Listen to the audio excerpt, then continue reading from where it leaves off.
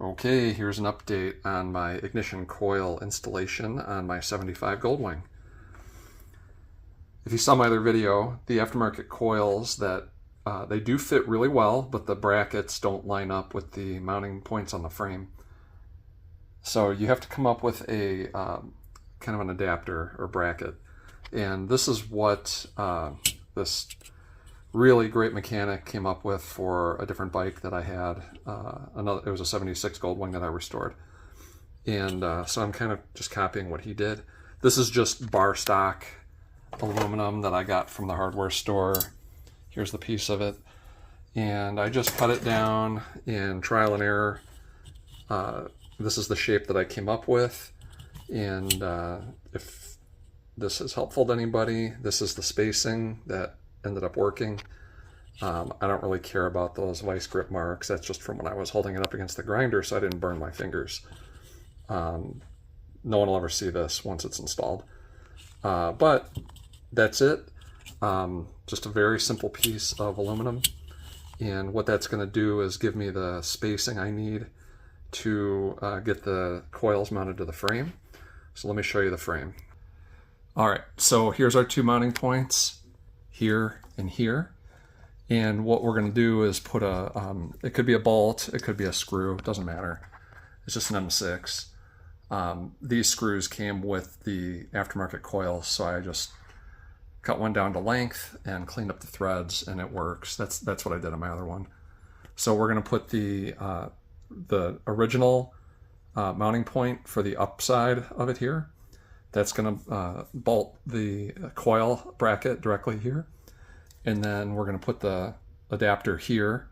And then the bottom mount of the coil is going to attach to the adapter that I made.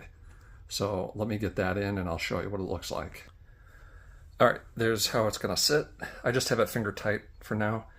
On the other side here, I have a nut and a lock washer that also came with the aftermarket coils. So it's pretty handy just to use those. But like I said, it's just an M6, so you could use anything. And I don't ride this in the rain, I'm not too worried, but it does look like it's anodized gold, potentially, so maybe it wouldn't rust too quickly. So that's where it's going to attach, and then we've got the upper mounting point right there. So let me get the coils into position, and I will come back to the video. All right, so the coils are in place. Here you can see where I used the factory upper mount, factory bolt, and down here is where I used the factory bolt into the bracket for the coils themselves, and then this adapter, and then the aftermarket screw to mount it to the frame. So nice and tidy. It's in its factory position. Should not interfere with the airbox inlet from over here. Let me jump around to the other side and I'll show you how that looks. And here's the other side. There's a kind of a bracket that goes here, not a bracket, but it's a flexible holder for the wire harness, which is going to be here. I'll install that. I didn't want it in the way for this video. But then to show you where the bottom is, there you go. Let's zoom in. And you can see where I used the nuts and the lock washers that came with the aftermarket coils, since they fit perfectly. They're the right size. There we go.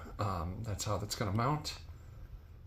And I will tighten it all up once I'm fully satisfied, and I have that other, like I said, the wire harness holder that kind of mounts here and will wrap around the harness and contain this mess. So there we have it. These should give me a lot of years of good service, I believe, and doing it with the shelter off the bike is worlds easier than trying to do it with everything in place. I did it and it was terrible. So this was the time to do it. Highly recommend it if you're ever in a similar situation. And there we go. I'm going to keep making progress, and I'll share when I have some good news.